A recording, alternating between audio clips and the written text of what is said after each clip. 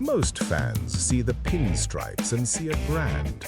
And let's face it, this brand is popular all around the world. But this legendary heritage is so much more than just a fashion statement. The people wearing them, most of them are tourists. They don't see the 27 rings.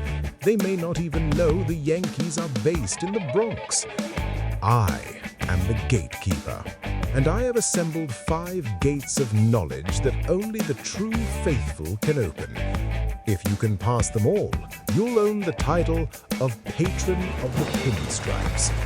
If you can't, well, you'll be marooned in the minor leagues of memory. And watch closely. Gate 4 requires you to recall a moment of perfection that most so-called fans have already forgotten.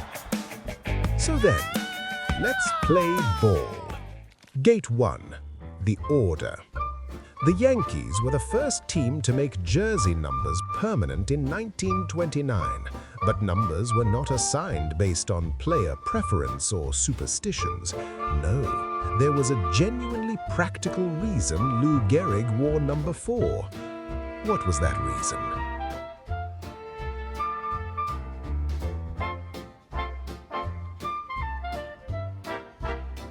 The answer? Lou Gehrig wore number 4 because he batted 4th in the lineup. Back in the day, the numbers on a team uniform were meant to represent the batting order. Before long, of course, the legends who wore specific numbers gave those same numbers their iconic meaning. And Babe Ruth wore the number 3 for the same reason.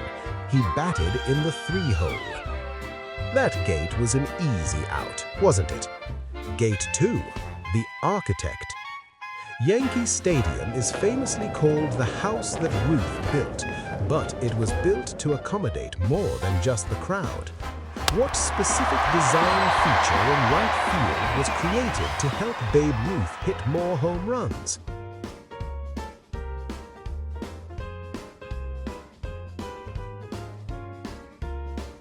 Have you heard of the short porch? The original Yankee Stadium was built with the right field foul pole just 295 feet from home plate. This was a deliberate architectural choice to turn Ruth's towering fly balls into souvenirs for happy fans and to capitalize on his legendary left-handed power. Perhaps that was a hit single, so you're on base now. Gate 3. The Uniform. Through decades, trends in uniforms come and go. Marketing experts create colorways and patterns they think will sell the most souvenir jerseys to the tourists. Through it all, the Yankees remain one of the only teams in Major League Baseball that refuses to do what when it comes to uniforms?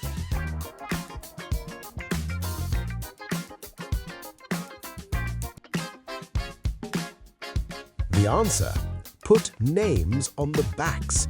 The Yankees don't and never have included names on their official pinstripes. The philosophy was simple.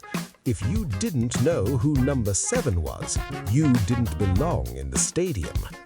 The only time in the team's history they wore names was during Players' Weekend from 2017 to 2019. Once that event was discontinued, the Yankees immediately returned to their nameless tradition. By now, you're rounding the bases, right? Gate 4. The Perfect.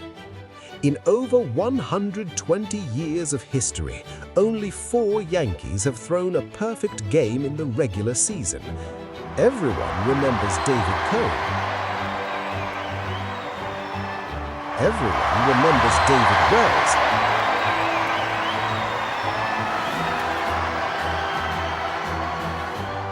But who was the most recent Yankee to retire 27 hitters in a row in June of 2023?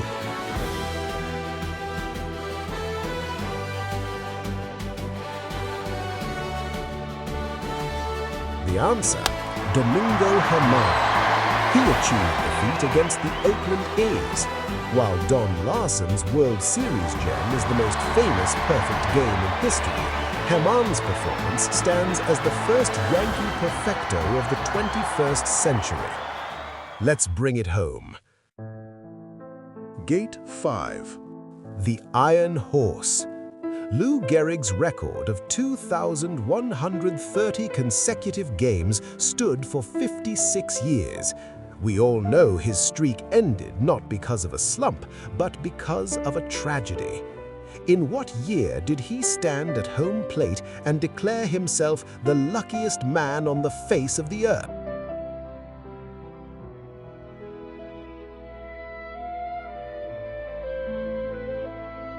It was the 4th of July, 1939, Lou Gehrig Appreciation Day. The Iron Horse delivered a farewell address that remains the gold standard for grace, humility, and sportsmanship. His immortal words, captured on film, turned a tragic diagnosis into a moment of pure, defiant dignity. The Yankees retired his number 4 shortly thereafter. And did you know? This marked the first time in Major League Baseball history that a jersey number was taken out of circulation forever.